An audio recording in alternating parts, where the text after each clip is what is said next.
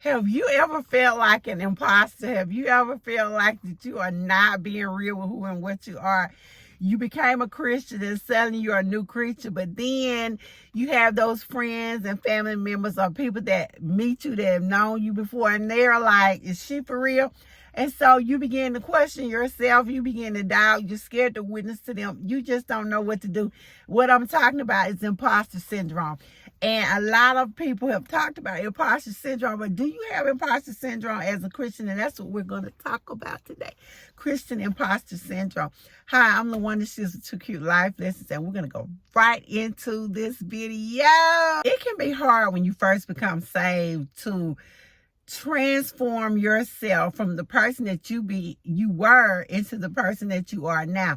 And it's not because you don't love God, and it's not because you don't want to do better. It's because you have to come from among those people and be the new creature that you are. And sometimes those old friends just don't want to let you go. They want to try to hold on to you as tight as they can. It can be hard to let go of those things that you used to do. It can be hard to let go of those places you used to go. And you may still get tempted. And so because you are still getting tempted by those things, you feel like that you are an imposter, that you are putting on a false front before the world. Maybe you're getting in church and you say, I am so unworthy.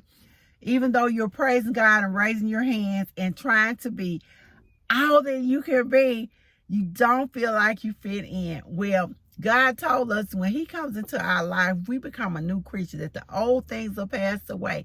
So you don't have to worry about feeling like you are a lie, because you are not. We are not instantly changed. I mean, everything doesn't poof and it goes away. Those old desires, some of them are still there. Now, I grant you, God can take the taste of alcohol from your mouth instantly. He can take the desire for those drugs away instantly. But sometimes we don't quite get the instant result we want. And so we feel like we are being an imposter, but you're not. You are a person. You are human. And as humans, we're going to make mistakes. As humans, we're going to be tempted. So don't feel like you are a lie or what you're saying is not true, because it is. God is working in you, but it takes time. We are changing and developing day by day. That's why God's grace is new every day. He will forgive us for our mistakes. He is there to help lead and guide us. That's why he had to leave the Holy Spirit.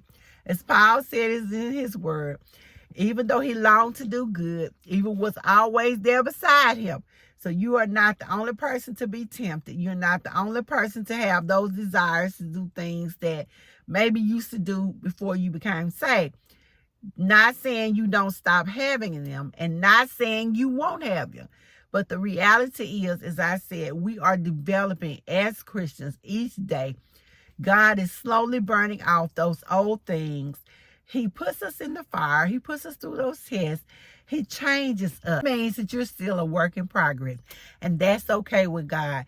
God knew you were going to make mistakes. He knows you're not perfect. He is there with you. And yes, you will begin to find a new set of friends. You will begin to have new desires. And you don't even have to leave your friends. They will eventually leave you. Because as you are transformed into that new person, those old things are going to leave you.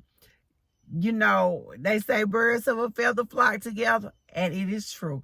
So those friends that don't quite fit into this new lifestyle you have, they will begin to fall away. And those old habits, the old places that you used to go, you're going to lose desire for them. You're going to lose taste for them. I'll give you a perfect example, and this may seem off topic or off the wall. I was an avid Coca-Cola fan. My granddaddy drank Coca-Cola. My mama drank Coca-Cola. My sister, everybody. We were a Coca-Cola family. It's just what we do, or what we did. So, for years, that was my drink of choice. However, when I became pregnant with my last son, I just could not drink Coca-Cola. I just could not drink it. I couldn't make myself drink it. It made me nauseated and sick on the stomach. And that's something I had been drinking for years. But at that time, I lost the taste for it. And then I changed over to another drink. And I don't get it. I'm not here advertising Coke or Pepsi, but it's Pepsi. I don't know why I could drink Pepsi, but I couldn't drink Coke. So, And I still don't drink Coke, and I can drink it. I just don't want to.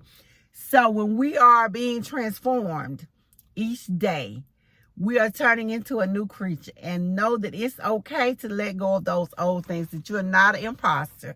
God is still working on you. Thank you guys for listening. I will see you in the next video.